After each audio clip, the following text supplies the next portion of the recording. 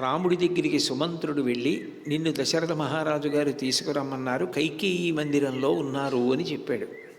బహుశः మా తల్లి నా కొరకు ఏదో ఆలోచన చేసి ఉంటుంది. యవరాజ్య పట్టాభిషేకం ఉంది కాబట్టి ఆవిడ మిగుల సంతోషంతో ఉంటుంది. కాబట్టి నేను కైకేయీ మందిరంలో ఉన్న దశరథ దర్శనానికి బయలుదేరుతున్నానని సీతమ్మకి చెప్పి బయటికి వస్తుంటే అక్కడ లక్ష్మణస్వామి చేతులు జోడించి నిలబడి ఉన్నారు. ఆ లక్ష్మణస్వామితో కలిసి రామచంద్రమూర్తి తన మిత్రులతో కలిసి దశరథుడు ఉన్నటువంటి కైకేయీ మందిరానికి బయలుదేరి వెళ్ళాడు.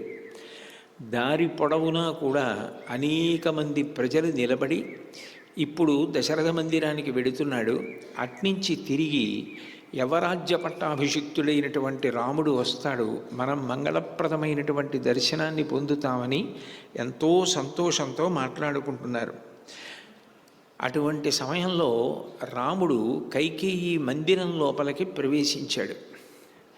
ఆ పర్యంకం మీద పడిపోయి ఉన్నటువంటి దశరథ మహారాజు గారి ముఖాన్ని, ఆయన యొక్క ఆకారాన్ని, ఆయన స్థితిని చూసి పావుని అకస్మాత్తుగా తొక్కిన వ్యక్తి ఎంత భయానికి గురవుతాడో అంత భయపడి ఉలిక్కిపడ్డాడు.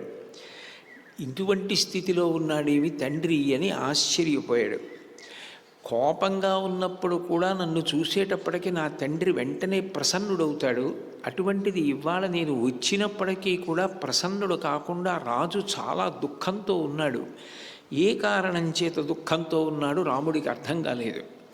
కైకమ్మ వంక తిరిగి కైకమ్మకి నమస్కరించి, అమ్మా, నేను ఒకవేళ ఏదైనా తెలియక అజ్ఞానంతో అపరాధం చేశానా?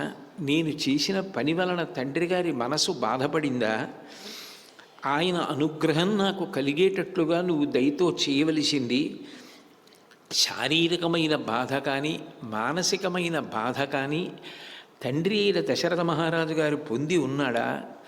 అమ్మా, మనుష్యుడన్న తర్వాత శారీరకమైన బాధో మానసికమైన బాధో లేకుండా ఉండదు, ఏదో ఒకటి ఉంటుంది. దుర్లభం హి సదా సుఖం. ఎప్పుడూ సుఖంగా ఉండడం అన్న మాట సాధ్యం కాదు కదా. ఒక్కొక్కసారి మనసుతో అనుభవించవలసిన కష్టం వస్తుంది, ఏదో మనసుకి క్లేశం కలిగేది జరుగుతుంది. ఒక్కొక్కసారి శరీరానికి ఏదో ఇబ్బంది కలుగుతుంది. ఈ రెండు సమయముల యందు దుఃఖమును పొందుతారు. అట్లా దుఃఖాన్ని పొందినంత మాత్రం చేత మరీ నేలపడిపోవలసిన అవసరం ఉండదు కదా. అన్ని వేళలా సుఖముంటుంది అని చెప్పడం సాధ్యం కాదు.